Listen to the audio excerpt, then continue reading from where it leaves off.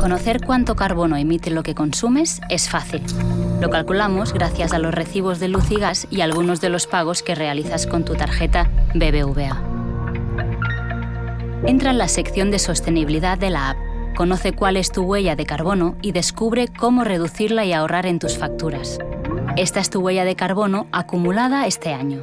No es fácil ser conscientes del volumen de carbono que generamos con cada acción cotidiana.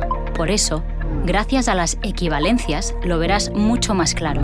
Este es el detalle de tus emisiones por categoría. Si quieres que el cálculo sea más preciso, puedes añadir más recibos.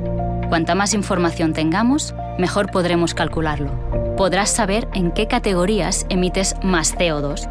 Pinchando en Evolución, puedes ver tu objetivo de reducción, los datos de este año y compararlos con los del año anterior. Así sabrás si estás logrando reducir tu huella. Recuerda que cada impacto individual suma. Para saber cómo puedes reducir tu huella, accede a la sección Acciones y descubre ideas y consejos para bajar el consumo de CO2 y ahorrar. Y no solo eso.